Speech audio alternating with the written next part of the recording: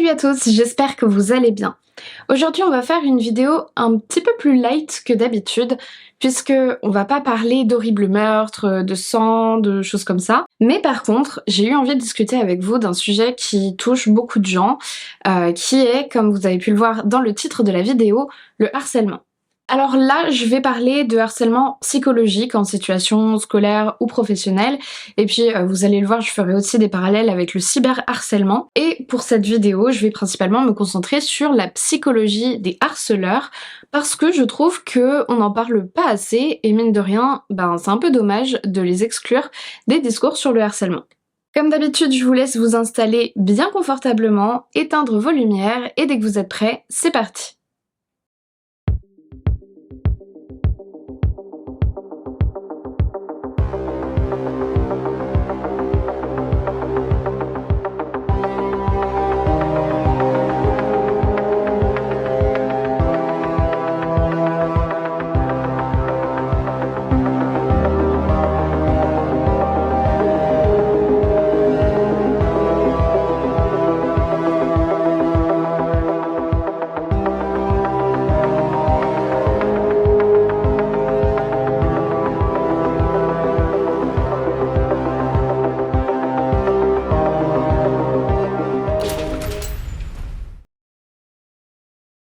Il existe beaucoup de définitions légèrement différentes du harcèlement qu'on dit moral ou psychologique, mais généralement on utilise ce terme ou encore celui de mobbing pour désigner toute conduite abusive, se manifestant notamment par des comportements, des paroles, des actes écrits pouvant porter atteinte à la personnalité, à la dignité et ou à l'intégrité physique et psychique d'une personne.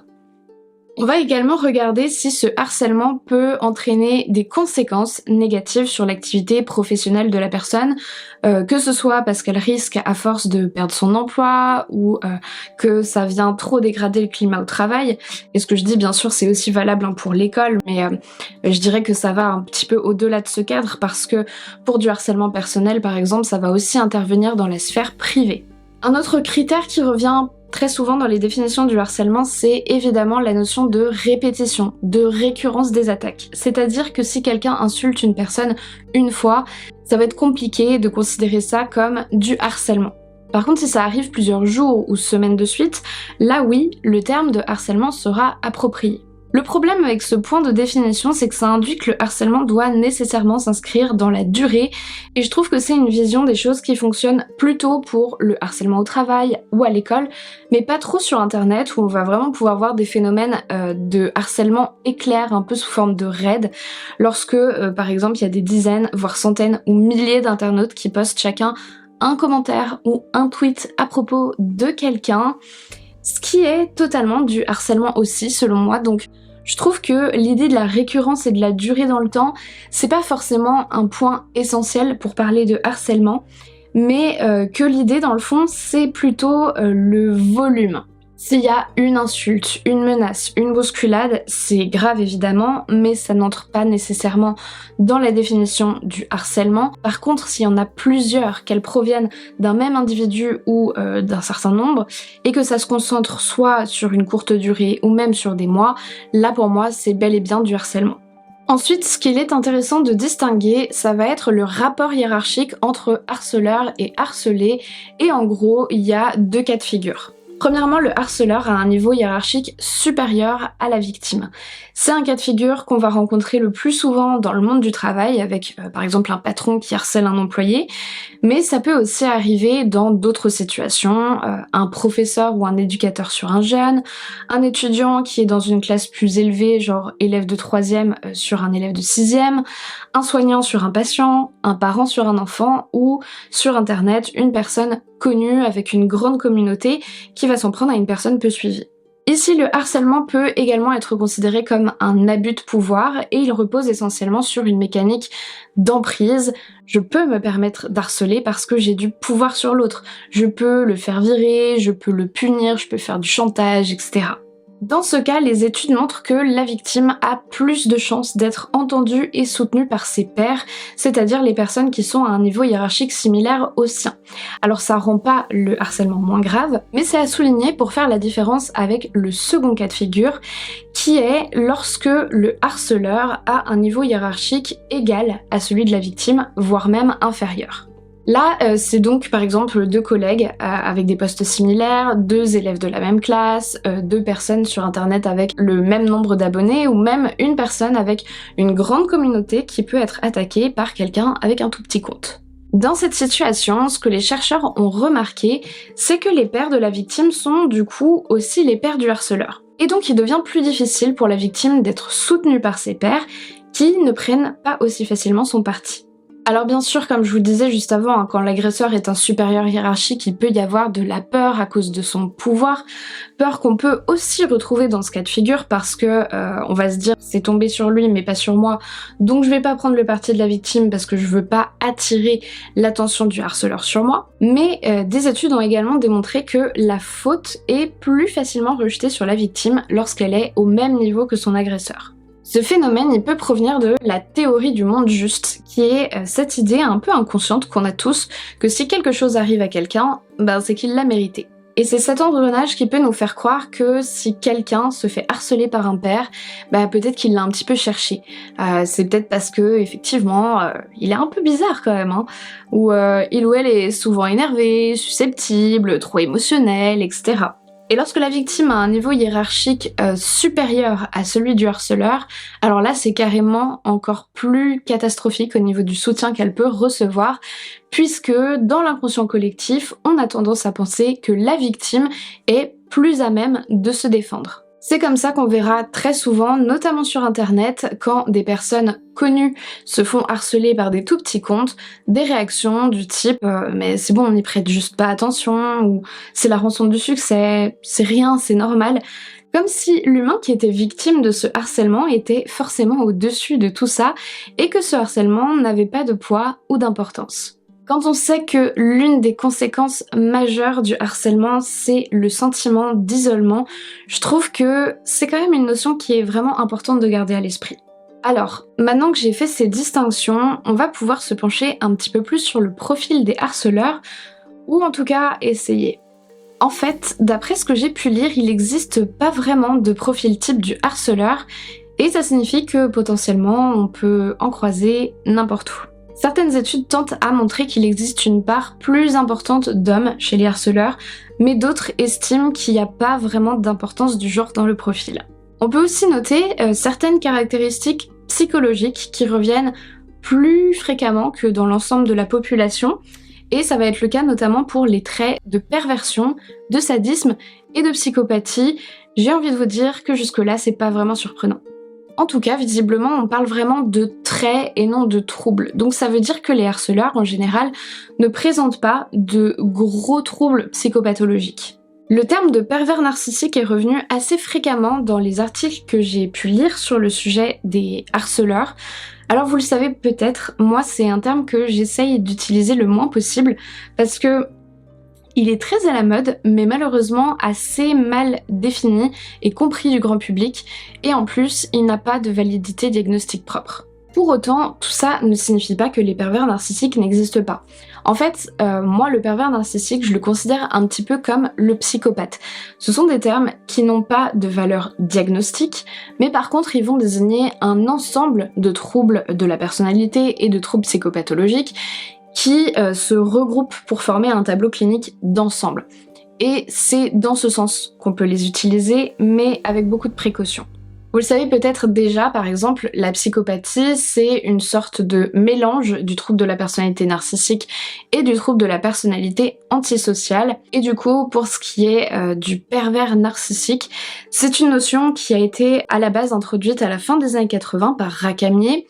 Et à l'origine, c'était une notion très influencée par les théories psychanalytiques et notamment freudiennes. Donc vraiment, on avance sur un terrain qui est théorique, controversé et aujourd'hui très déformé de son sens originel. Marie-France Irigoyen, que j'ai citée tout à l'heure car elle a beaucoup travaillé sur le harcèlement moral, est aujourd'hui tenue pour responsable, en tout cas en partie, de la popularisation et de la vulgarisation de ce terme, ce qu'elle a d'ailleurs déclaré regretter. Elle insiste vraiment sur le fait que ce sont des cas beaucoup plus rares que ce qu'on pense. Mais pour en revenir à nos harceleurs, la plupart d'entre eux n'ont donc, comme je vous disais, pas de troubles psychologiques majeurs. C'est probablement pas plus mal, parce que sinon ça permettrait justement de les déresponsabiliser de leurs actes. Donc remettons les choses à plat, non, dans la grande majorité des cas, le harcèlement c'est pas un acte compulsif que les harceleurs ne peuvent pas contrôler parce que induit par un trouble psy majeur. Mais alors ça me fait directement émerger une nouvelle question. Est-ce que les harceleurs ont conscience d'être des harceleurs? Je vais pas vous mentir, il n'existe pas de réponse claire à cette question. On n'a pas réussi à faire une étude statistique vraiment satisfaisante pour y répondre. Par contre, j'ai quand même lu plusieurs interviews de psychiatres et de psychologues sur le sujet, et la réponse empirique, c'est-à-dire de leur expérience sur le terrain qui revient le plus, c'est plutôt non. Visiblement, les harceleurs n'ont pas particulièrement conscience de ce qu'ils sont. Et pire encore, ils auraient même tendance à eux-mêmes se mettre en position de victime et à tenter d'inverser les rôles en justifiant leurs actions. J'ai été agressif en réponse à son comportement, ou j'ai agi comme ça parce que il ou elle m'a poussé à bout. Et là où c'est dangereux, c'est quand, dans le cas de figure dont je vous parlais avant, les pères ont inconsciemment en tête cette théorie du monde juste. Ils vont de ce fait peut-être un petit peu plus adhérer aux justifications du harceleur et penser que, effectivement, la victime l'avait bien cherché. Bon, et puis aussi, depuis le début, moi je vous parle du harceleur comme s'il était toujours seul. Mais en réalité, il y a plusieurs types de harceleurs. Vous allez avoir le leader, c'est un petit peu celui dont je parle depuis le début, mais on a aussi les suiveurs. Et les suiveurs, ce sont pas ceux qui initient le harcèlement, mais ceux qui viennent en rajouter une couche. Parfois c'est juste une toute petite pique en plus, donc eux ils ont vraiment pas l'impression d'avoir fait grand chose de mal. En plus, souvent les suiveurs ils agissent pour ne pas se retrouver eux-mêmes victimes du leader, ils en ont peur, donc ils se rangent de son côté, mais ils peuvent également avoir eux aussi des traits pervers et sadiques et profiter de se raccrocher à un phénomène de harcèlement déjà en place, ça c'est pas exclu non plus. On va noter également qu'il existe souvent des failles narcissiques chez les harceleurs. Le fait de harceler un autre, c'est alors une manière de renforcer son propre ego en vampirisant celui d'un autre, et schématiquement c'est un petit peu comme rebooster son niveau de confiance en soi en abaissant celui d'un autre. Comme le harceleur agit dans son propre intérêt, l'autre est réduit à l'état d'objet qu'il utilise pour son propre bien et il ne culpabilise donc pas des souffrances qu'il lui cause, voire même il peut s'en délecter si jamais il y a des composantes sadiques en lui. En gros, comme vous le comprenez, le harcèlement c'est un comportement qui sert à assouvir des pulsions égoïstes afin de se rassurer et ou de se procurer du plaisir. J'ajouterai également qu'il existe de nombreux harceleurs qui ont eux-mêmes été déjà harcelés dans le passé ou qui vivent eux-mêmes une forme de souffrance psychologique de leur côté et du coup ils répètent leurs souffrances et les rejouent mais en s'attribuant cette fois le rôle du bourreau afin de ne plus seulement être des victimes, ce qui est une réaction, disons-le, totalement dysfonctionnelle à un traumatisme mais qui au moins peut se travailler en thérapie. La manipulation est un autre point qui entre aussi en jeu puisque comme je vous le disais, il y a beaucoup de harceleurs qui vont faire en sorte d'inverser les rôles. Le but ça va être d'amener la victime à croire qu'elle mérite ce qui lui arrive, qu'elle ne vaut rien de toute façon et qu'elle est faible. Le risque majeur, ça va être malheureusement que la victime finisse par croire que le harceleur a raison et qu'elle retourne ses émotions négatives contre elle-même, ce qui peut avoir des issues dramatiques sur un plan psychologique comme de la dépression avec une grosse baisse de l'estime de soi, mais aussi physique avec des automutilations et ce qui peut conduire jusqu'à une souffrance extrême pouvant amener, dans le pire des cas, au suicide. Concernant les solutions, bon, on va pas se mentir, il n'existe pas de solution miracle au harcèlement. Déjà parce que il est rare que les harceleurs prennent conscience de ce qu'ils sont, comme je vous le disais. Alors peut-être que, première chose à faire, on devrait tous prendre un petit peu de recul par rapport à nos camarades, à nos collègues, à notre entourage, et nous demander si nous-mêmes, nous n'avons pas des comportements toxiques par rapport à eux sur lesquels on devrait travailler. De même que tout ce qui est de la volonté de neutralité, le fait de pas intervenir quand on voit quelqu'un être harcelé, ça finalement, ça revient à se ranger du côté du harceleur puisque on laisse la victime être isolée. Bon, je sais que c'est plus facile à dire qu'à faire, hein, surtout si jamais le harceleur est un supérieur hiérarchique, mais en vrai, si la majorité qui est habituellement silencieuse s'exprime, le rapport de force peut s'inverser sans pour autant que ça dégénère parce qu'il n'est pas question de se mettre à faire pareil au harceleur, mais simplement à l'arrêter dans son sentiment d'impunité. Là où il doit y avoir aussi beaucoup d'évolution, c'est au niveau des institutions. Que les entreprises et les établissements scolaires prennent de véritables mesures pour lutter contre le harcèlement. Aujourd'hui encore, par exemple, on voit beaucoup trop souvent des élèves harcelés qui sont retirés de leur école pour être placés ailleurs, sous prétexte de les protéger, mais en réalité, ça envoie un mauvais signal parce qu'on dirait que c'est eux qui sont punis. Évidemment, si l'élève en question demande lui-même à être changé d'établissement parce que la situation est trop insupportable, il faut aussi l'écouter. Mais ce qui est vraiment désolant, c'est de voir que la majorité des harceleurs ne sont pas pénalisés pour leur comportement. D'ailleurs, assez peu de gens le savent ou le prennent au sérieux, mais le harcèlement est puni par la loi. Et ça, je tiens à le rappeler. Le harcèlement scolaire, par exemple, il est considéré comme un délit pénal et il peut entraîner jusqu'à 10 ans de prison et 150 000 € d'amende. Des peines tout à fait similaires sont prévues dans le cas d'harcèlement dans la sphère intime du conjoint ou ex-conjoint. Le harcèlement au travail, quant à lui, peut être sanctionné par 2 ans d'emprisonnement et jusqu'à 30 000 € d'amende. Quant au cyberharcèlement, il est désormais lui aussi pris en compte afin que tout ce qui se passe sur les réseaux sociaux ou dans les messageries puisse également être sanctionné. Il faut aussi, bien évidemment, continuer à faire énormément de prévention contre le harcèlement et rendre aux victimes un véritable sentiment de sécurité en les écoutant, en les croyant et en les protégeant. Là, quand je dis ça, je m'adresse aux structures directement, bien sûr, parce que c'est par là que le changement pourra vraiment commencer à s'opérer. Si jamais vous souhaitez vous renseigner plus en profondeur sur le sujet, puisque cette vidéo n'est évidemment pas complète, vous avez comme d'habitude toute la liste de mes sources en barre d'informations. N'hésitez pas non plus à aller faire un tour sur la section non au harcèlement du ministère de l'Éducation. Là encore, vous trouverez le lien en barre d'informations, ou à appeler les 2 numéros verts qui s'affichent à l'écran. Vous avez le 3020 pour le numéro vert non au harcèlement et Net Écoute qui est spécialisé pour le cyberharcèlement. J'espère vraiment qu'on va continuer à aller dans la bonne direction pour limiter le phénomène du harcèlement et je me dis que même si cette vidéo ne sera qu'une simple goutte d'eau dans l'océan, elle fera peut-être réfléchir certains d'entre ceux qui l'écoutent sur leur comportement toxique. Merci beaucoup d'avoir écouté cette vidéo, j'espère qu'elle vous a plu et qu'elle vous a peut-être appris des choses. Si jamais c'est le cas, n'hésitez pas à me laisser un petit pouce en l'air ou même un commentaire et à vous abonner à la chaîne si jamais c'est pas encore fait. Bonne rentrée à tous, prenez soin de vous et de ceux qui vous entourent. Moi, je vous fais plein de gros bisous.